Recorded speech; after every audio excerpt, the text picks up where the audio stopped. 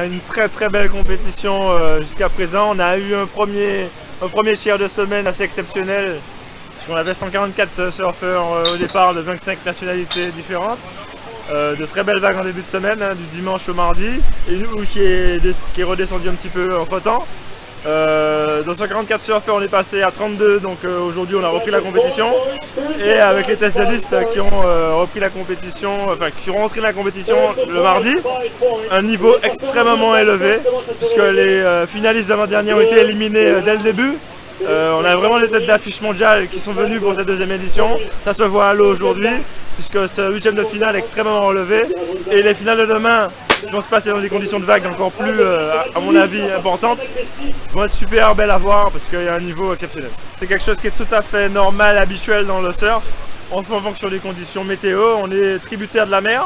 Mais en même temps, on a des outils pour ça. On a des outils notamment de prévision météorologique assez précis qui nous permettent d'anticiper à 10 jours, une semaine ce qui va se passer.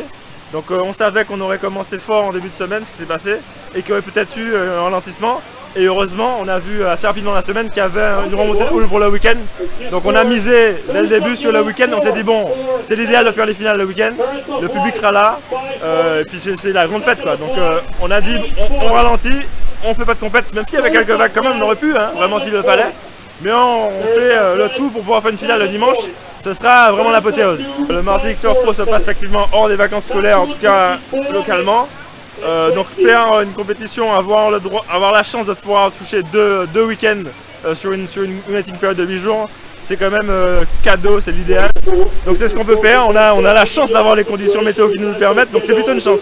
Alors c'est le canal Off, qui est la chaîne de sport de TV Globo qui est là, effectivement, avec des représentants qui sont venus suivre près de 10 Brésiliens qui ont fait le déplacement, parmi eux de grandes stars du pays. Savoir que le surf c'est le deuxième sport au Brésil après le football.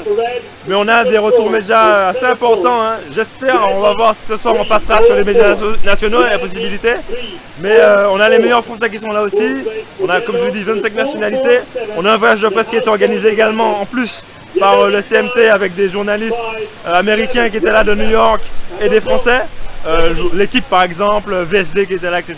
Donc on a un retour média qui va être encore, à mon avis, encore supérieur à l'an dernier.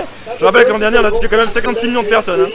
Donc là, TV Globo qui est venu, c'est 11 millions de personnes par émission. Donc déjà, sur un média, on est déjà pratiquement un tiers de l'an dernier.